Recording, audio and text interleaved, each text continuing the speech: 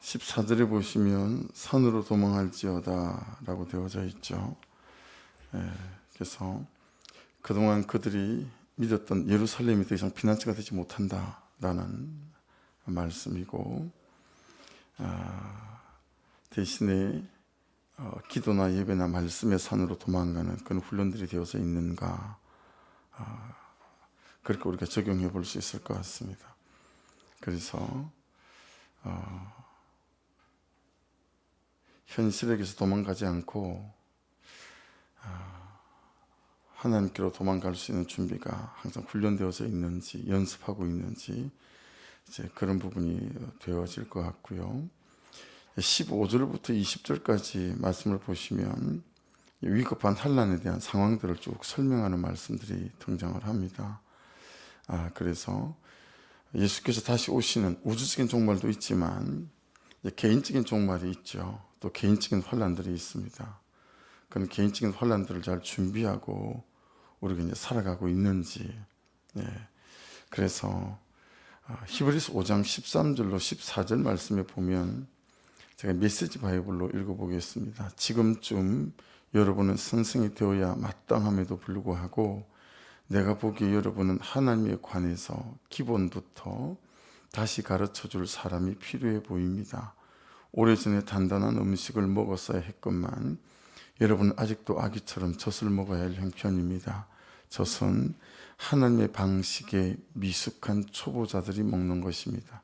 젖은 하나님의 방식에 미숙한 초보자들이 먹는 것입니다. 성숙한 사람들은 단단한 음식을 먹습니다. 그들은 경험으로 옳고 그런 것을 분별할 줄 아는 사람들입니다. 21절부터 23절까지는 또 등장합니다. 거짓 그리스도하고 거짓 선지자의 경고, 이게 이제 등장을 하게 되어지죠. 그래서 여전히 이런 때에 또 그리스도가 오게 될 건데, 그는 거짓 선지자와 거짓 그리스도에 대해서 내란도 있고요, 국제전쟁도 있고, 뭐 여러 가지들이 많이 있습니다. 그리고 24절부터 27절까지는 이제 예수의 재림에 관해서 말씀하고 있는데, 분명한 것은 예수께서 꼭 재림하신다라는 거예요. 꼭 오실 거다. 그래서 오셔서 택하신 자들에게 은혜를 베푸시고 보상하신다. 그래서 믿는 자들에게 중요한 메시지가 뭐냐면, 흔들리지 말고 의심하지 말고 그 다음은 하나님께 맡기고 제 갈 길 잘 가고 또 살아야 할 삶을 잘 살아내면 된다라고 하는 말씀들을 말씀하고 있습니다.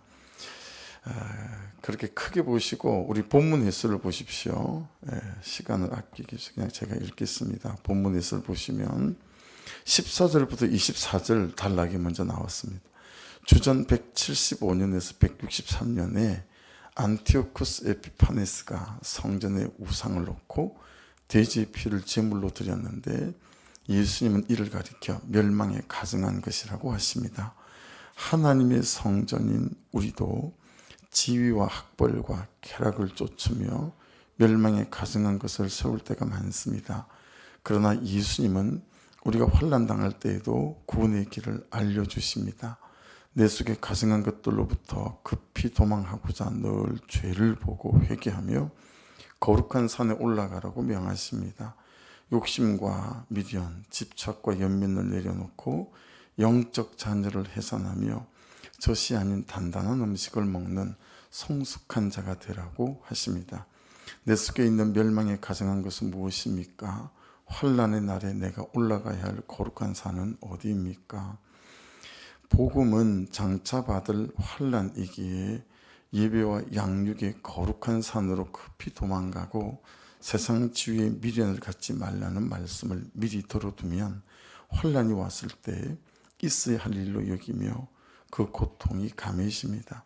그런데 우리는 환난이 왔을 때 당장 직면한 고통을 피하려고 합리화하며 거짓 그리스도를 구세주인 줄 알고 따라가기도 합니다. 그래서 환난에 뜨일수록 거짓 그리스도가 택한 백성을 미혹하려고 극성을 부리는 것입니다. 환난의 때에 거짓 그리스도를 분별하려면 꾸준히 말씀을 묵상하고 적용하며 믿음의 공동체에서 각자의 환난을 나눠야 합니다. 날마다 말씀을 묵상하며 주님이 미리 일러주시는 말씀을 듣고 있습니까? 십자가 복음을 길로 놓지 않고 성공과 행복을 구세주로 놓고 따라간 적은 없습니까? 세상 끝에는 분명 우주적인 종말이 옵니다. 그러나 우리에게 더 중요한 것은 각자 영광스럽게 생각하고 의지하던 돈, 자녀, 건강 등의 해와 달과 별이 떨어지고 흔들리며 빛을 잃는 개인의 종말입니다. 그때 땅의 모든 족속들은 인자가 능력과 큰 영광으로 오시는 것을 보고 통곡할 텐데, 악하고 음란한 내 죄를 보고 통곡하는 자들에게는 말씀이 나팔 소리처럼 들릴 것입니다. 그들은 주님 앞에 나아가 환난 날에 택하신 자들을 모으시는 주의 은혜를 경험하게 될 것입니다. 육이 무너지는 사건에서 주의 말씀을 듣고 돌이키는 자에게 하나님이 피난처가 되어 주십니다. 해 같은 남편이 바람을 피우고 달 같은 아내가 질병에 걸리며 별 같은 자녀가 가출을 했습니까? 나의 해, 달, 별이 떨어지는 사건에서 나에게 찾아오신 인자를 만났습니까?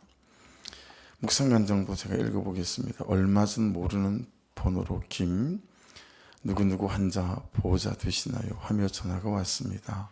갑자기 시어머니 이름을 말하니 이거 보이스피싱 아니야? 하는데 김 모모님 팔이 부러지셨어요. 병원으로 빨리 와주세요 하는 겁니다. 그런데 병원에서 만난 시어머니가 미안하다로 말문을 여시니 어머니 놀랐잖아요 하는 소리도 못하고 바로 수술을 위한 입원 수속을 했습니다. 친정 나들이가 잦은 시누이는 때마침 갈비뼈에 금이 간 상태고 다른 가족은 출근해야 하니 저는 졸지에 구린의 시몬이 되어 원치 않는 간병인의 십자가를 지게 되었습니다. 그동안 남편의 외도와 아들의 일탈을 겪으며 어느 정도 이 세상 나그네 생활에 적응했다고 생각했습니다.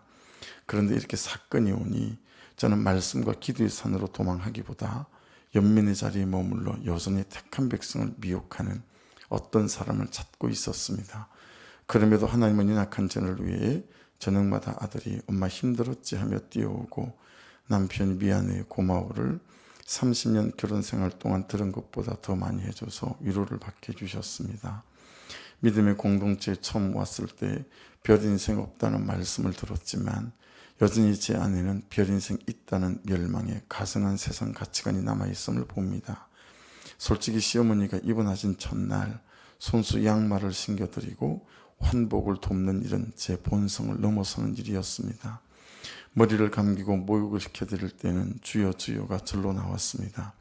그런데 계속 간병을 하면서 거룩한 산으로 올라가는 저 경우는 당당하고 아름다운 것이 아니구나, 그래서 도망이라고 하신 거구나 하고 말씀으로 제 고난이 해석되니 질긴 연민을 내려놓고 생색도 삼킬 수 있었습니다. 저도 이제 육적으로 시어머니 때가 가까워오고 있습니다. 그래서 이제 요즘은 설교 말씀을 녹취할 때도 0.75배로 느리게 듣는 게 타이핑할 때 손도 편하고 집중도 잘 돼 더 은혜가 됩니다.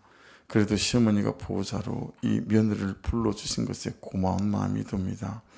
이렇게 고난이 와야 주님을 바라보는 저이지만 택자로 삼아주시고 멸망에 가증한 것이 서지 못하도록 날마다 말씀 앞으로 불러주시는 하나님께 감사드립니다. 네, 큐티하시면서 오늘은 본문 해설이 잘 해석이 되어져 있어서요, 본문 해설을 잘 참조하시면서 묵상하시면 묵상하는 데 도움이 되겠다 싶습니다. 지금부터 6시 10분까지 묵상하시면